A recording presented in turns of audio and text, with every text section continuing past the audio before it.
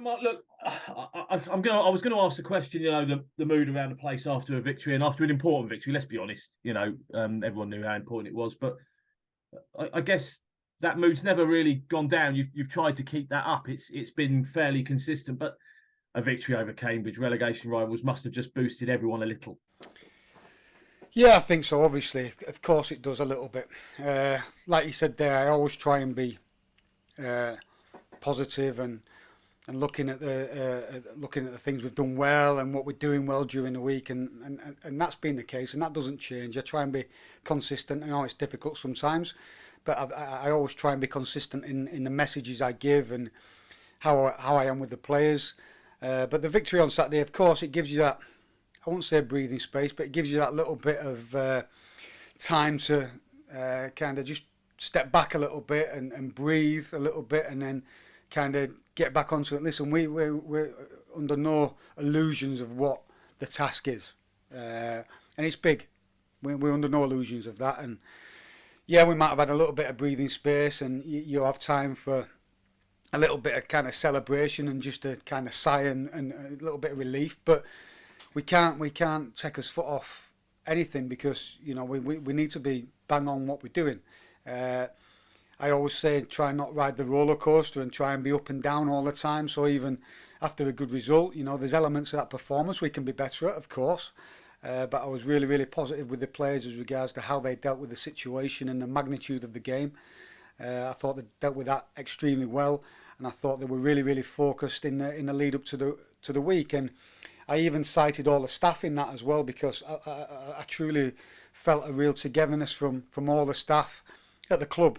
And I did a supporters and sponsors evening last Thursday as well, and I reiterated that I felt a real togetherness from everybody at the club, to the point where after the game I saw some of the groundsmen at the side of the pitch, and it was I tried to be really prominent with thanking them, because they were up on the training ground on Thursday shoveling snow off the pitch so we could get out there and train. And one of them said to me, he felt like Mo was going to score at the weekend, so he made a point of saying that to me after the game. So I just felt there was a real togetherness from the staff, and I thought the supporters were great for the team on Saturday. I think it was great because it was a family fun day, and I think everybody in good spirits, and we were really, really determined as a group to get the victory and get a performance so they could enjoy their Saturday.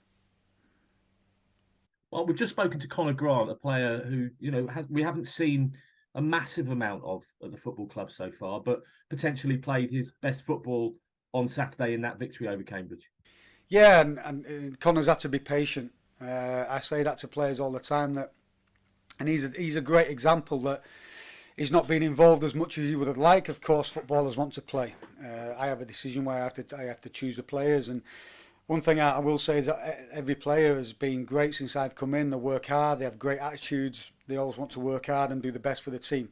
And every single player's been like that. And every week, players have to miss out of the squad due to the number of players we have in the squad and available. So that's part and parcel of football. But Connor's stayed really, really patient, and we just felt it was the way he was training, and the game was suited to him playing in that position on Saturday. And we were really, really pleased with his contribution towards what the team achieved. So I say that to all the players about being patient. It's just not me just saying it to them to keep them on side or anything like that. I truly believe that every player will be needed from now until the end of the season. So every player at any moment needs to be ready to come in and contribute. And Connor certainly did that on Saturday. How did Louis come through the game? Yeah, it was great. I think we knew where we would be with Louis, and we modified our week as a group to ensure that we had maximum input from Louis during the week. So it changed a little bit the structure of our week, which was important given the weather and the disruption we had at the back end of the week as well. So it's a good job we did that we got the time in certain areas to work on things. But it came through it well. I spoke to him Sunday after the game, and he was obviously a little bit stiff, like anybody is after games, but particularly when you've been out for that amount of time. But he came through well. He came through strong. He's an experienced player who knew when to give me the nod and the hand up to say, listen, that's it. So we knew that was inevitable, but he'll get stronger and stronger as that goes along now. But that's credit to Louis as a professional, how he's got himself back from the injury and worked hard. But it's also credit to the medical staff and the performance staff as well, because they've worked really, really closely with him, and everybody's galvanising together, like I said earlier, to contribute, and their contribution is getting someone like Louis back to a level where it can make the impact he did on Saturday. So that was really, really pleasing. You kept that one quiet as well. The Louis one? Yeah. That was on purpose. Obviously Cambridge was massive, and the massive games don't stop coming, do they? I mean, we knew, obviously, looking ahead, and the situation that this period of games was just going to be. I mean, it's funny how football works out, isn't it? It really is. But Accrington Stanley next, and an opportunity to jump above them. Yeah, every game's an opportunity for us to win, for sure. But it's going to be a real tough test. We know that. We've watched a lot of how they play. I've come up against the teams before as well, so I know all about them. I spoke to people even at Leeds because they played them in the FA Cup. So, even they said when they were preparing for the game that they had to do a lot of preparation on them, because they can be a dangerous team and be hard to break down. So that's going to be exactly the same for us. So, although I said we were kind of buoyant after the game on Saturday, we can't get carried away with things, and we have to be really, really focused and single-minded in how we want to approach things and how we need to prepare, because as soon as you take your foot off the gas in the game of football, I'm afraid it comes back to bite you. And we'll be doing everything we can to ensure that that's not the case on Saturday. And a manager in John Coleman, who's been around the block. Yeah, really experienced manager. I've got so much respect for a manager like that who's done what he's done in the game. So it'll be a challenge for our team going out there against his team, but it'll also be a challenge for me as a manager going up against someone with such a pedigree like he has. So it's always a privilege to stand side by side with someone who's had that experience and worked with teams for so long and been so successful. So yeah, it's going to be a test for me as well. It's going to be a test for us as a staff, and it'll be a test for us as a team. But we're trying our best and doing everything we can to ensure we're prepared for that. What's your kind of reception that you get as a new head coach, manager in the game? You're meeting people that and have mixed with in the game. That's the way football works. But obviously you'll come up against people you don't know. What's the general reception from people to a new guy in charge, a new manager on the block? I think one thing I've really been impressed with every manager after every game I've been involved in has always been willing to come into the office afterwards. So whether that be here, where we invite them in and they come in no matter what, to where they've invited me in, and I've took them up on every opportunity to do that. Sometimes it's not easy to do after you've had a bad performance or a loss, but kind of what I've experienced so far is that every manager is really, really respectful. So for me to come in as a new manager, then I need to carry on that respect and be like-minded. So it's been really, really refreshing to have conversations with managers, and like I said, sometimes it's difficult to do after a game, but every one of them have been really, really good and receptive, and we've managed to have conversations after the game, even in difficult circumstances, whether it be us winning or them winning. It's not easy to do, but fair play to every manager I've come up against. They've done that, and I've obviously tried to do the same as well, or I have done the same and gone in and had that conversation, and I had the courtesy to do that after every game. So I think that's important, and it's refreshing to see. I could never quite understand why a manager that's starting out, I mean, I'm not saying you're completely inexperienced, you've got plenty of coaching experience, wouldn't take up the opportunity. I mean, I would, if I was in a room full of broadcasters that were more experienced than me, and I've been doing it a few years now, if there was more experience than me, I'd take the opportunity just to pick their brains. It's a great chance, isn't it? Yeah, of course it is. And I think my experience at first team level was at Leeds, so the Premier League is a little bit different. So working with Jesse and what have you, the amount of media attention after a Premier League game is phenomenal. no disrespect to you guys, I've only got a small bunch of journalists to go speak to.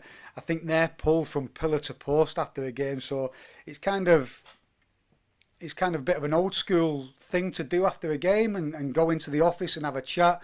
I think a lot of managers used to say have a glass of wine or whatever and things like that. But in the modern game, certainly at the highest level, at Premier League level, it's I think every manager's pulled from pillar to post, and this interview with Sky and everything like that. So it's really difficult to do. But kind of where we are now, that happens every game, and it's like I said, it's important as a respect point of view, and also to be able to speak to other managers and create that network as well. Although you're competing against each other on the touchline for 90 minutes, there's that mutual respect, because I think everybody understands that the job is difficult and challenging at times. Yeah, it's not always about quantity. Quality is often where it's at when it comes to the amount of media that you have to deal with. Good answer. That's a great answer. That's a great answer. And just going back to the kind of where we're at the moment.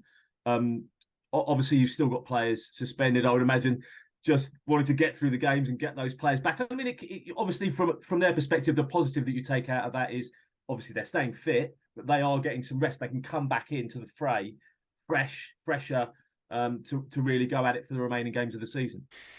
Well, we hope so. And we hope the current players who are available now create a position where it's really, really challenging for them to get back in, because if that's happening, then it means you're performing well. So we want to create that high performance environment and those standards all the time.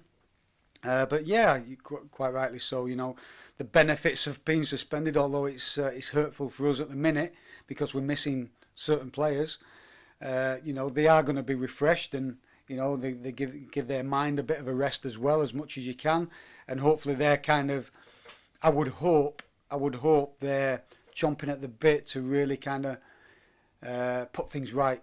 Because listen, let's be honest, and I was always honest with the players, that it's been two bits of lack of discipline which has caused these suspensions. So hopefully those players, we've had the conversation now, and they're really, really determined to stay fit, stay strong, help the team while they're out of the team, but also when they're available, I'm sure they'll be chomping at the bit to try and come back in and prove a point and really make up for that time they've missed. Yeah, we spoke a little bit about that last week, didn't we? About the not reading the right act, but just telling them exactly where they stand. What was the response? Was it a good response from those players? It was a good response, yeah, and I think there's an understanding that they have kind of slipped and let the discipline waver a little bit. I think there's two circumstances. I think there were certain incidents happen throughout the altercation, but that happens on a football pitch, and you've got to be disciplined enough to be able to deal with that. I understand in the moment I've been a player and I've lost my rag at times, so I understand that these things happen, but again, we've got to try and push through that, and no matter what, we've got to stay disciplined and stay focused on our job and not let certain circumstances affect us. But like I said, that's been dealt with. The two players are working really, really hard now to stay fit and help the team and support the team during this period, which is really, really important.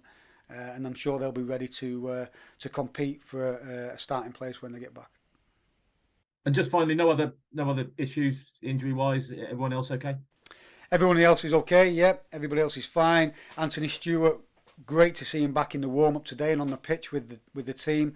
So that was a real boost for him and the players as well. But certainly for Anthony, because he came in and he picked that injury up, and I think he's been really, really frustrated that he couldn't really show the team what he wanted to show them.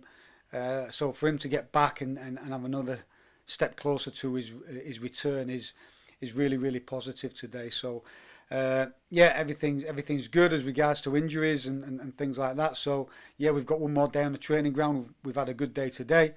We've got one more day on the training ground to finalise our preparation, and then we'll be looking to be ready for the game on Saturday.